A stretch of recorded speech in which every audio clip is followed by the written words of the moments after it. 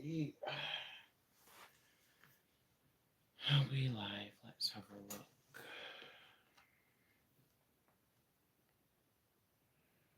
I'm gonna get the incense going. It's time for a beautiful ceremony. Full moon right.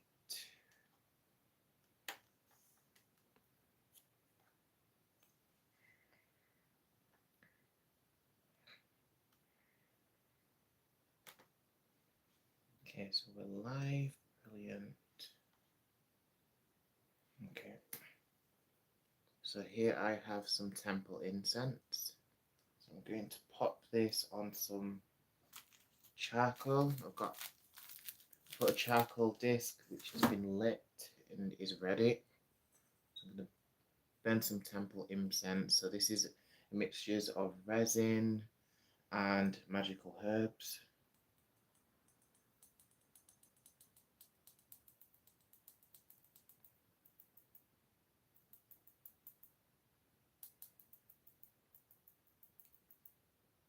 So that's going to be quite smoky.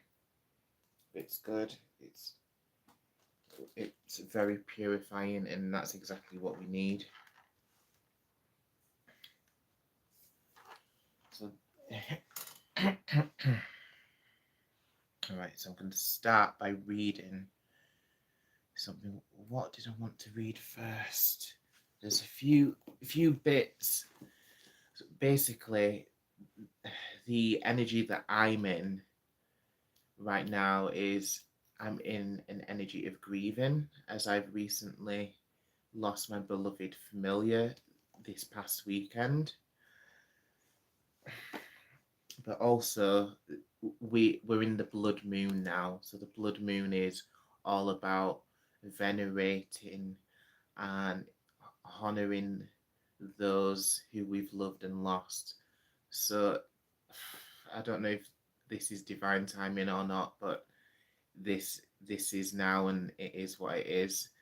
So I'm here wanting to honor my ancestors and honor my familiar, my beautiful familiar Tallulah, who you saw many times on this channel if you've seen more of my videos. So here I am now.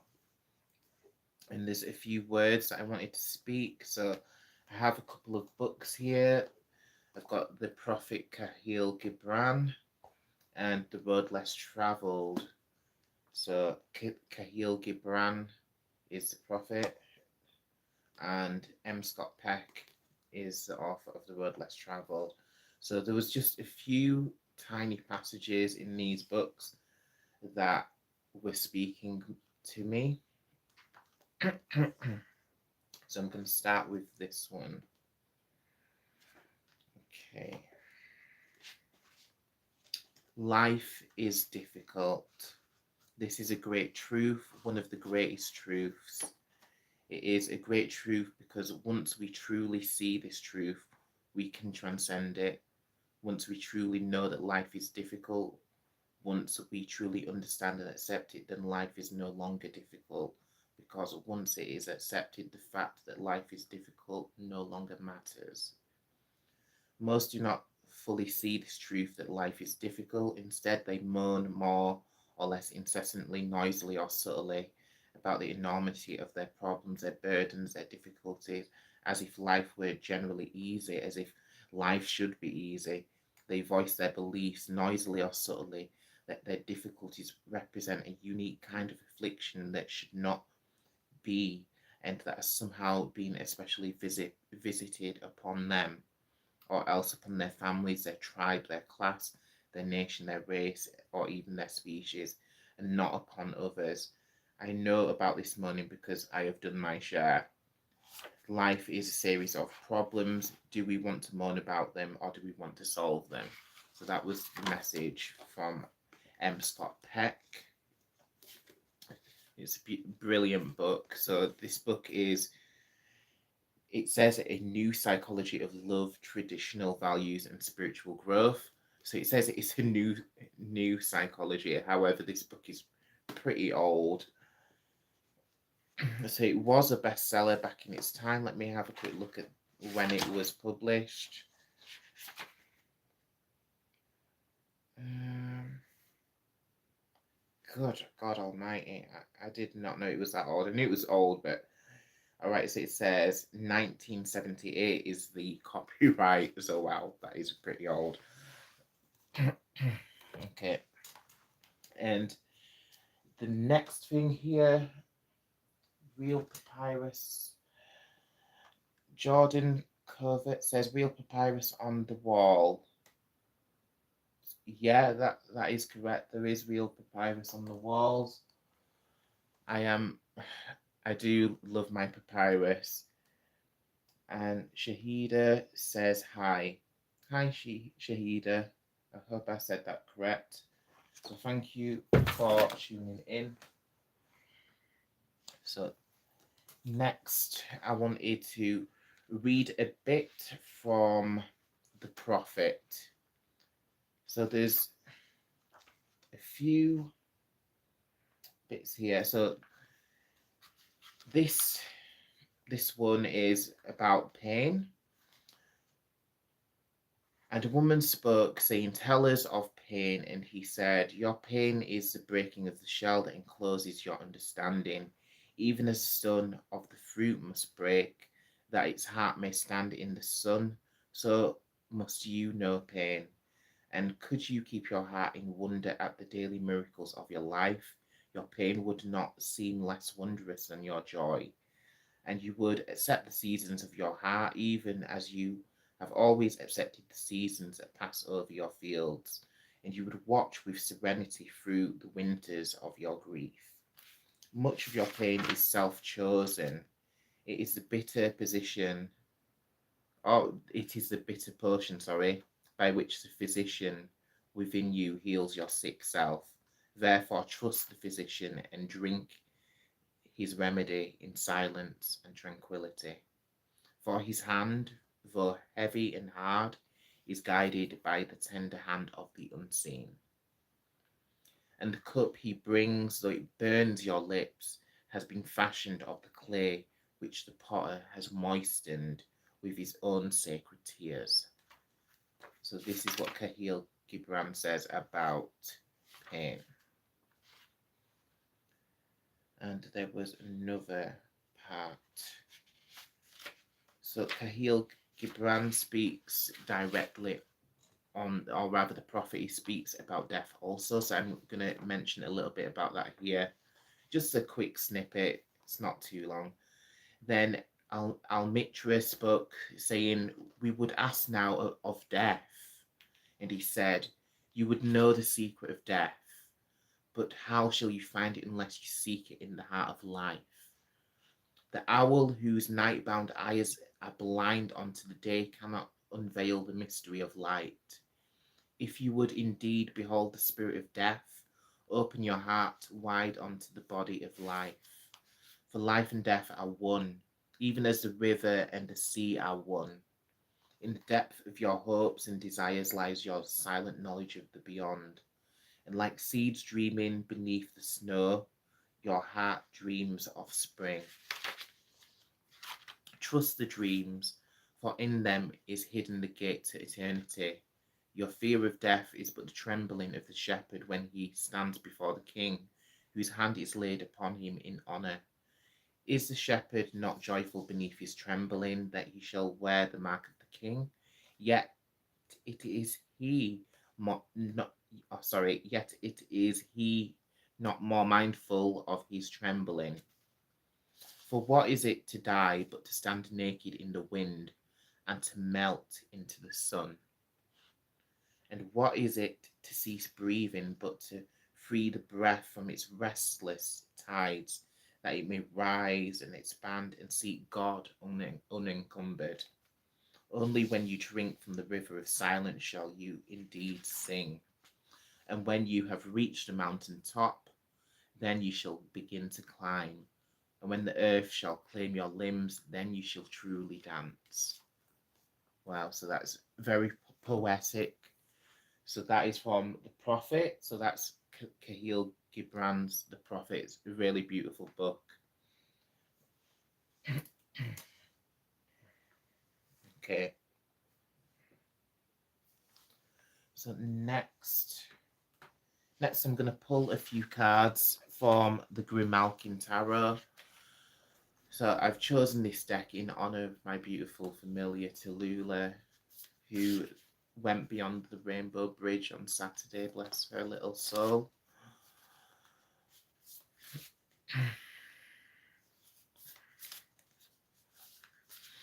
I'm going to add a bit more incense on here. So I've also brought one of her favourite toys, bless her, that is over here in this little shrine. I've gathered 3 acorns, one acorn for each aspect of her life, so her birth, her passing, and her rebirth. So I'm going to, once I've enchanted the acorns, I will return them back to nature, and hopefully they may grow into a tree. We shall see. Or rather, nature will see what she's got in store for us. So just adding a bit more incense onto the charcoal disc. Okay, that's good. Just let that burn. Okay, Spirit, what messages have you got for us on this blood moon as we gather here in reverence, as we gather here in remembrance, as we have our hearts filled with love, and we may be, some of us may be holding on to some amounts of grief as well. It's only natural. What would you have us know, Spirit? 5 of Pentacles. Interesting. So this is the card we have here. 5 of Pentacles. Wow. So this one, 5 of Pentacles, I'm sure that one represents poverty. It's thrown me a little because I don't use this deck very often, but the images from the traditional Rider-Waite Tarot is a bit different, but it does look like it has echoes of that. As you can see, a cat, 2 cats, and one of the cats is kind of slumped over and is looking kind of like it's like given up on life or given up on trying. And then there's the other cat who is in a better position, who may be able to step in and give some assistance, some help, whether that's sharing their abundance, or whether it is just being whatever the other person needs. So let's have a look in the book. Let's see what the book says about this card, 5 of Pentacles.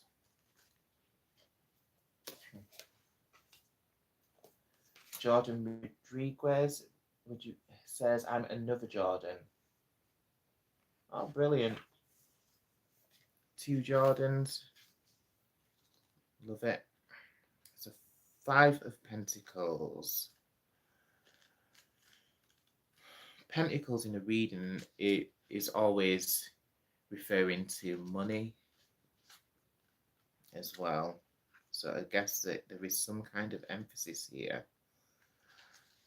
on that aspect. So 5 Pentacles.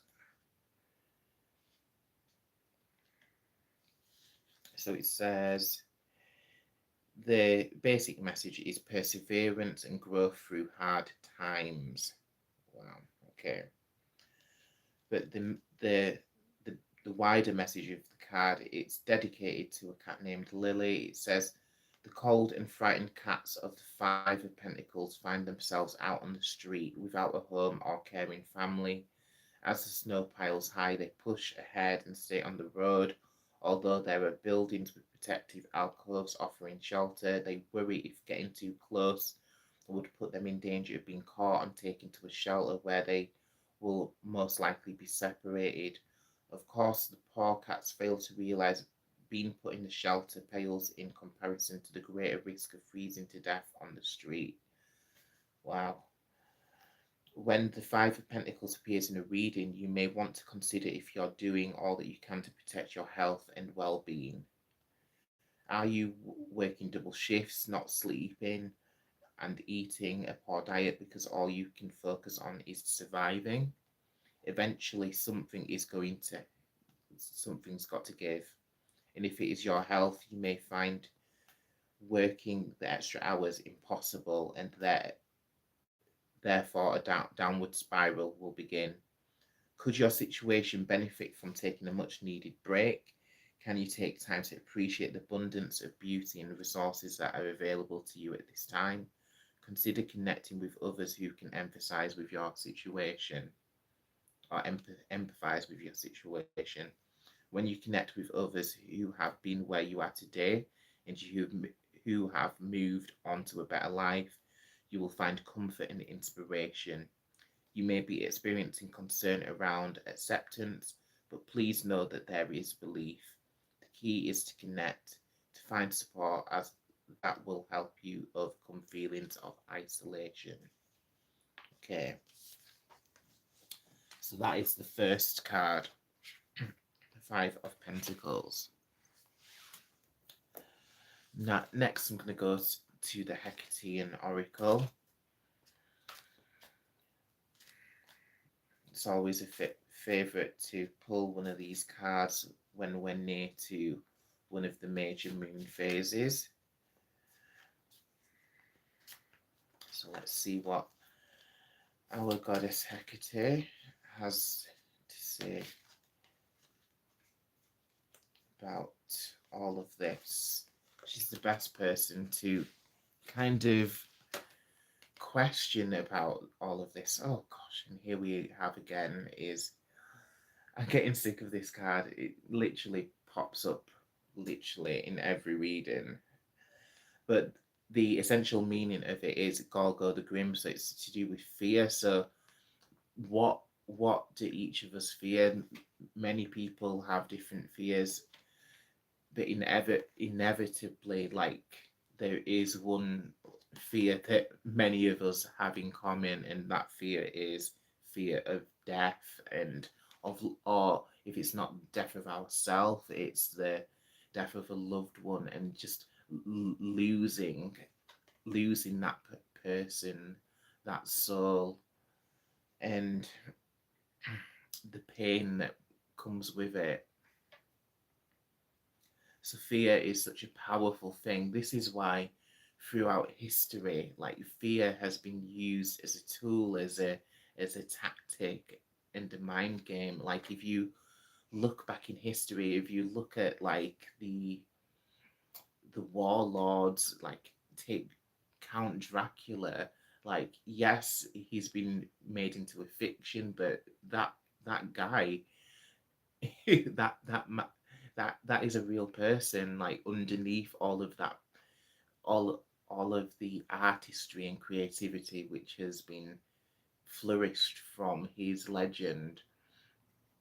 That Count Dracula, he would literally impale impale the the warriors who'd fought against him. He'd impale them in a very painful and gruesome way, and this created fear amongst his enemies, and this made his enemies think twice about trying to invade his land, and he's encroaching on his territory. So fear has been a tactic for those in power for a very long time, and like, people in power, they use, I guess today, because we have like human rights and stuff like that, pe- the people in power are not so obvious about stuff like that. But then again, saying that, we've recently had like people up in arms about this digital IDs, which is has been in talks in the UK. So digital IDs, such a ridiculous notion, but for some reason, the people in power, people in Houses of Parliament, thought that this may be a good idea, something to maybe roll out across the UK. But thankfully, there's been a lot of protest against that, and there's been a huge petition. I believe the last time I looked, it had over 2 million signatures of people in the UK who were opposing this. And the UK is not a massive place, so that says a lot if there's 2 million people in such a short time that signed that petition. But again, this is about standing up to people who abuse power and facing your fears and facing yeah like doing something about, rather than just sitting back and waiting for the worst to happen. Yeah, doing something about it. And kind of what what is that? So also, when we're confronted by our fears, there is the important thing is to know the important thing to know is that just because you feel frightened in a moment does not make you weak. Like, sure, if you may feel frightened in a moment, you can then move past that, and you can pick up pick up your pick up your pick up your power, like, and pick yourself back up and then move past it. And this is where courage comes in, because those who are courageous, those who fight for what they believe in, it doesn't mean that they never have any fear, because that's not the case. It just means that they push past it, they move past it, and they they think about what matters the most to them, and they use that as ammunition to fight against the thing that they fear. Okay. Casey says, I signed it. Higher.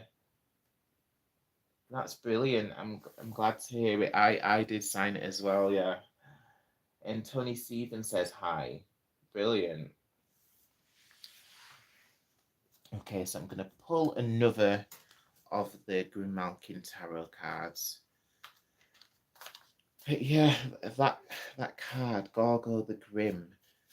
So it's also that card. I'll show you once more, but the card it's connected with Medusa as well. And the tale of Medusa is that Medusa was literally raped by the deity Poseidon in Greek mythology. She was she was a priestess of Athena, and she was literally in Athena's temple, minding her own business, and along comes Poseidon and does the dirty deed. And the goddess Athena, she was absolutely furious, and some say that she punished Medusa by turning her into a horrible monster, but others would say maybe at take a look at a little bit closer at that situation. So did Athena truly punish Medusa, or did she make Medusa into an invulnerable being who could never be taken advantage of again? So that is the the other side of the story, the other side of the tale, and taking a look at it from a different angle. Okay.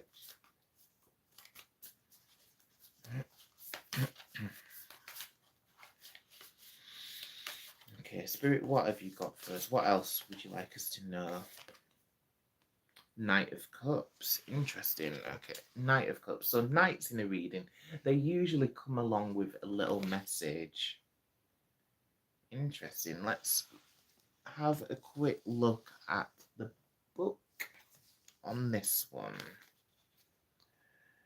Knight of Cups. Ah, and cups in a reading as well. Cups are to do with emotions. So lots of cups in a reading will represent a person who's quite emotional and in tune with their femininity and their emotions. A person who's quite empathetic, really, or empathetic. So we're looking for Knight of Cups. Where are you? 10 Cups. There we are.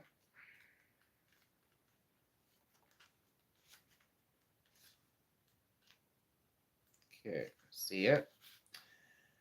So it says the basic message of this card is it represents a passionate, open-hearted, imaginative, and sensitive person. So knight usually would represent a young man, or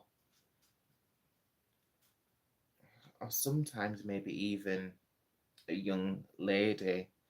I think the emphasis is on someone who's youthful. Okay, so the Knight of Cups, it says, this hairless cat bears her heart and soul the minute you meet. Without protective fur, this vulnerable cat reveals to the world every emotion and sensation. The Knight of Cups uses its openness and vulnerability to woo and charm, revealing its passionate heart for all the world to see. This fanciful creature gives so much of itself, and that is part of its charm. It's the knight's sensitivity that draws you in. Of course, with just a quick, cool breeze, the temperamental knight reveals another side, one that is moody, overbearing, and over emotional. The energy of the Knight of Cups, when in control and balance, will help you get your groove back. When you open your heart, show others without fear your emotions, something magical will spark. Love and imagination will fuse, and before long, you will feel as though you are the lead character of some steamy romance novel. When this knight appears in a reading, it's time to let your imagination soar. Let your heart fill with passion and a yearning for adventure. But know that, as wonderful as the feeling may be at the moment, too much of a good thing can cause the Knight of Cups to drown in its own emotions. Enjoy the energy of the night for what it is, but leave your expectations for consistency at the door. Okay. Interesting. Okay, let's. Ooh, that's quite hot. So yeah, that's a good reminder. So if you ever do use some charcoal discs, they do get quite hot. Oh gosh, I'm making a mess. Now let's pour some more herbs on there. So the idea of why I'm burning the charcoal incense and the resin and herbs is because it's an offering. It's an offering to spirit, and it's in honor of my beautiful familiar Tallulah.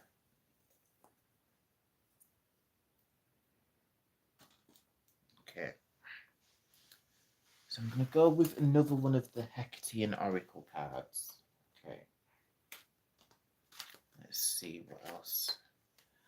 What else has Goddess Hecate got for us?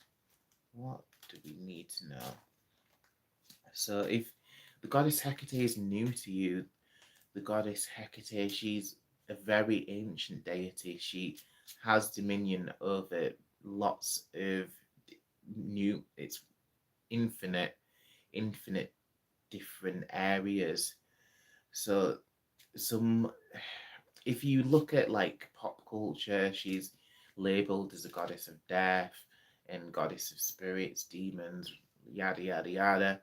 But this is just looking at one aspect of a very complex deity, as she has dominion over heaven, she has dominion over the sea, she has dominion over earth.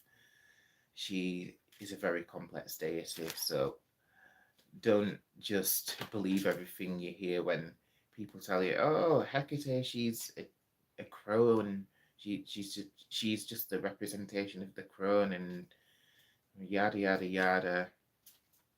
Because she's a lot more than that. She's literally the soul of the world. Magna Mater is one of the epithets. It means she's the soul world, the anima mundis. Okay.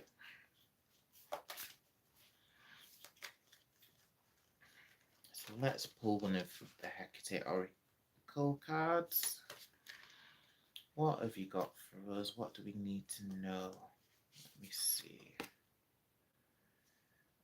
Interesting. So this is the card which has came through. So this is the aspect of Hecate which is coming through for us. So she's teaching us about stability.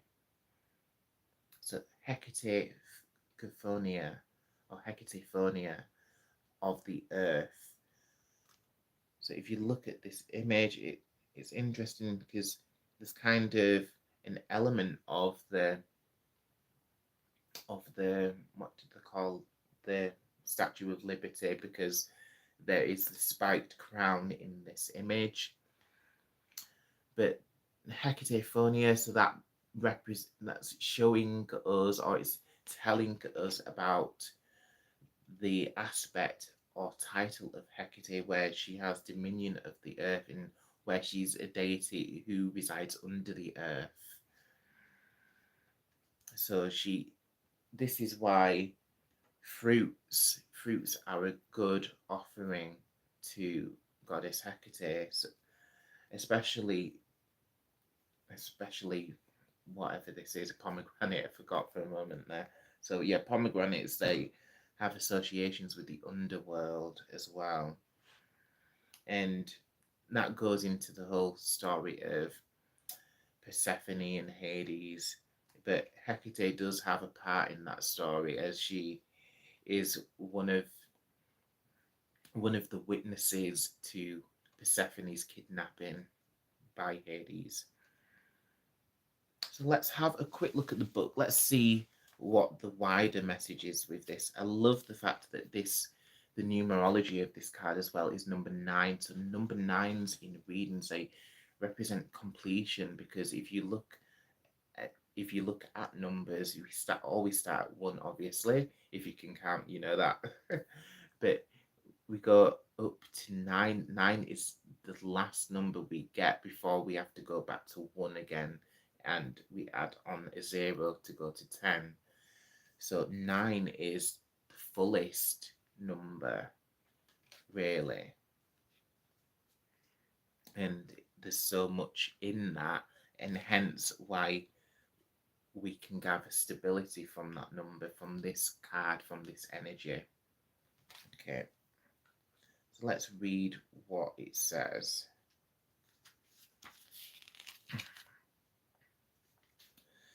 The very earth itself tears. Oh, I said that wrong. The very earth itself tears open amidst quake and storm, shaking reality to its core, and yet Hecate stands powerful and firm, towering like an ancient oak. We can tap into these powers of stability and steadfastness, calling upon Hecate for protection and empowerment. And it is here where we face our worst fears or discover our deepest potential. But as in all things, we must prove our mettle in the face of the unknown that lurks beneath. Be sure-footed and certain on your path. Again, that's about having conviction. And again, it's like what I had mentioned a little earlier, was mentioning about having like the courage. So like overcoming our fear. Okay, so that is a great card. All right, I'm gonna pull another one of the tarot cards here. So this is Grimalkin's Curious Cat Tarot. I'm reading it today in honour of my beloved familiar Tallulah,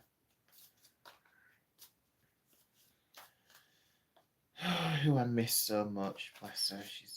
She was such a beautiful darling. She brought me so much joy,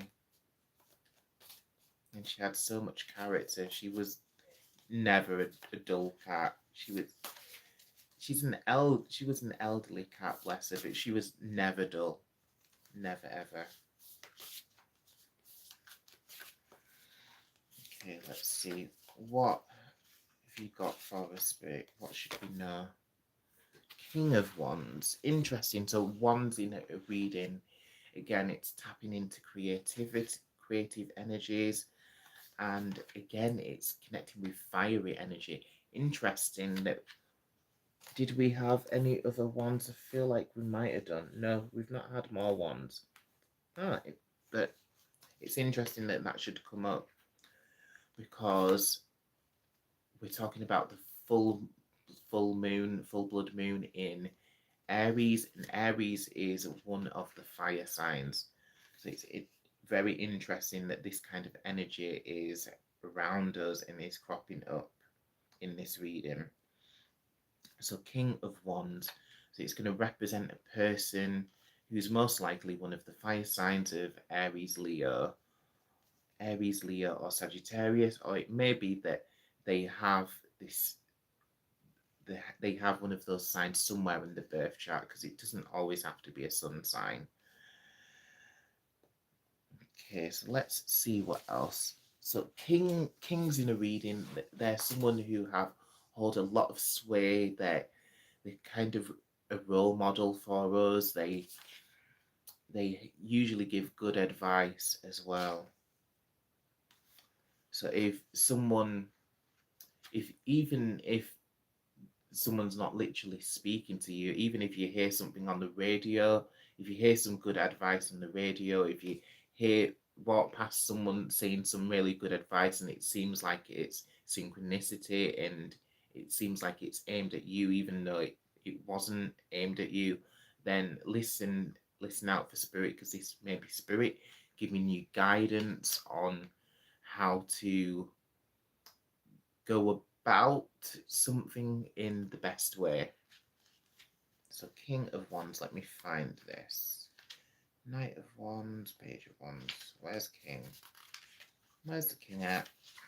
Queen, King. Wow. So interesting. So it says it's dedicated to Aslan. So that's the name of the cat who is connected with this card. So those of you who know about Narnia, so it looks like this cat has been named after Aslan, who is the great lion. So it says the energy attributes of this card, in its positive reading, it says it represents someone who's fearless and bold, capable of taking decisive action, uses charm to attract support, and they have an unstoppable passion. Okay. So it says, when the King of Wands is present in a reading, you may need to see your situation from the eye of an entrepreneur. Are you using all of your resources to their fullest potential? Are you comfortable getting off the sidelines and into the game? This is not a time to play small or spend too much time calculating the risks. The King of Wands is bold. He knows what needs to be done and when. You step into his shoes, you will find not only are they of the highest quality and a bit showy, but you will also have no shortage of creative ideas, each one more brilliant than the last. Interesting. Okay, so that was King of Wands. I'm going to go with another of the Hecate. Okay, so let's see what other aspects of Hecate are coming through for us on this blood moon. Another Hecate come through for us.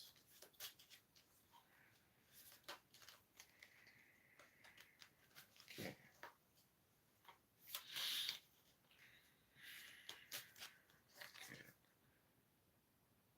Interesting. So I feel like this one's cropped up in the last reading that I did as well. So it says Vocis Magicae, so raising power. So this is referring to the Ephesian letters of Hecate. So this is sacred, very sacred text, which is connected with this deity, the goddess Hecate. So it's the Ephesian letters, so Aske, Kataske, Eron, Orion, Iod, Mega, Samnua, Bowie, Fabantia, Semne. So it's a very ancient prayer, if you will, which is used to call upon Hecate. So it's often used as a protective prayer or charm, and it's most often spoken at night time because Hecate is mostly a nocturnal deity as well. But the message on the card, it says raising power. Interesting. So I'm going to read what it says here.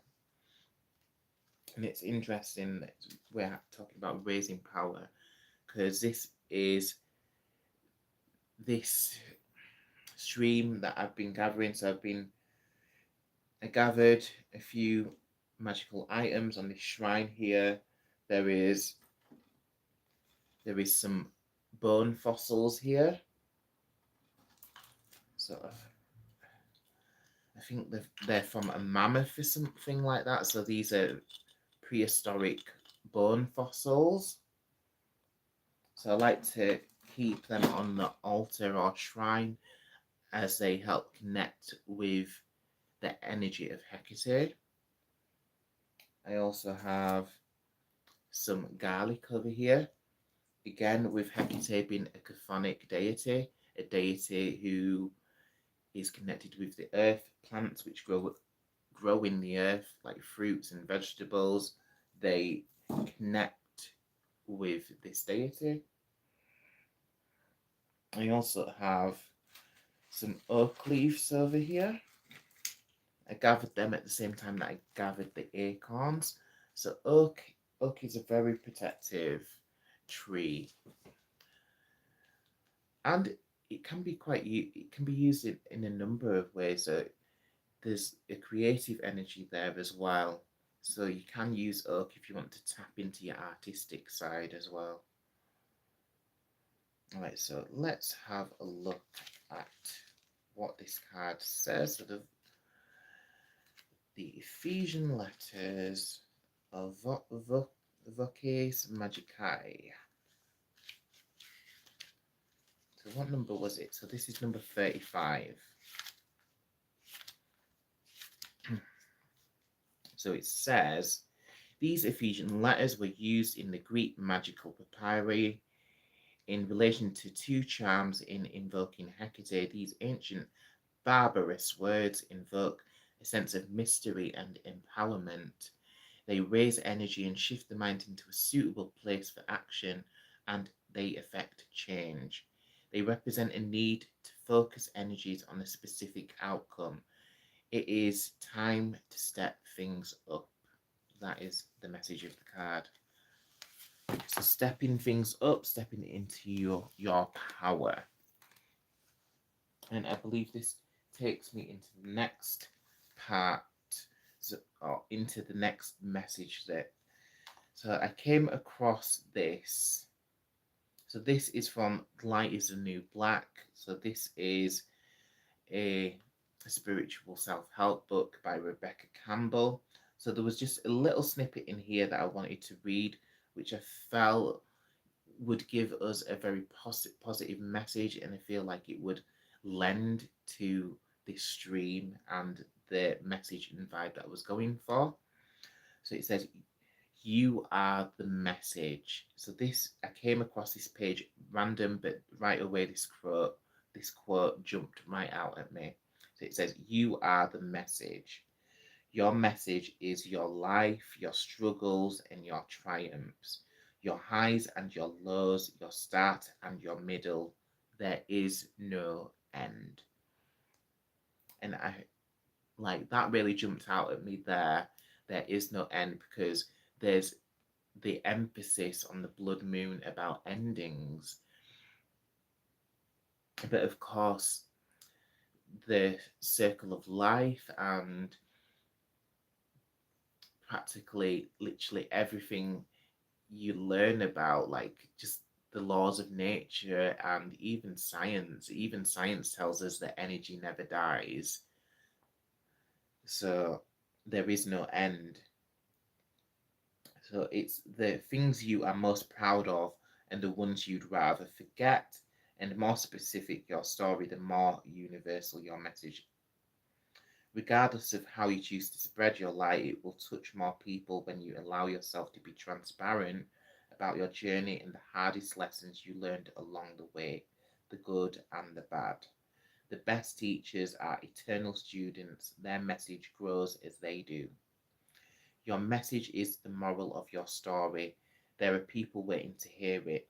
A story left unsaid is the saddest story of them all. Share yours now. Okay.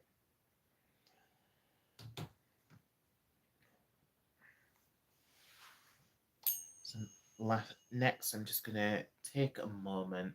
I just want us to hold space for our loved ones, those who've gone before us.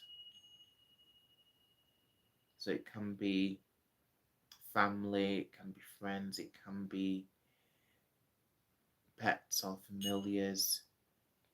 So let's just have a moment where we hold space for that loved one.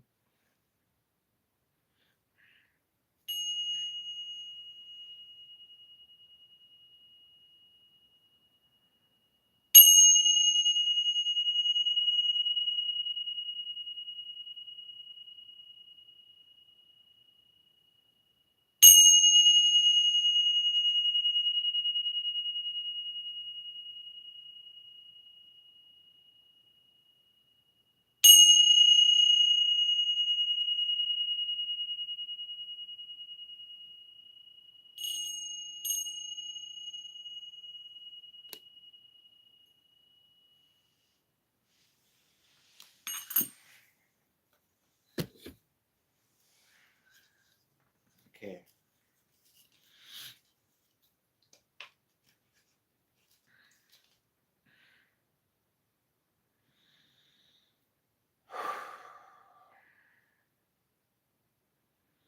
So just taking a moment now, I want each and every one of you who are watching, I just want you to take a moment. So whether you're watching this live or whether you're watching this back, you're still going to be able to tap into the portal of this blood moon, because it's not unreachable. It's going to be literally imprinted onto this video. So it's all about intention. So if you think about the intention of connecting with the energy of the blood moon, the hunter's moon, whatever you want to call it. So thinking about those loved ones who have passed beyond the veil, those who we'd like to honour.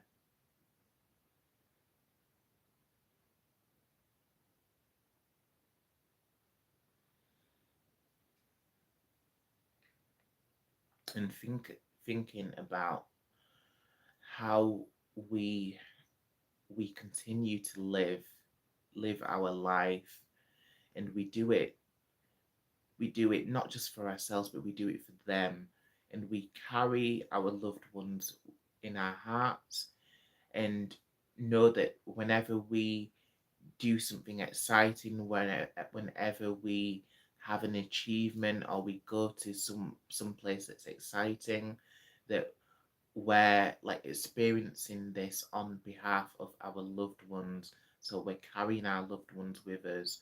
So when we're going on holidays, when we're enjoying ourselves, when we're experiencing new things, it's not just for ourselves. We're kind of nourishing nourishing our ancestors, nourishing our loved ones in this way by holding them in our hearts and bringing them along for the ride.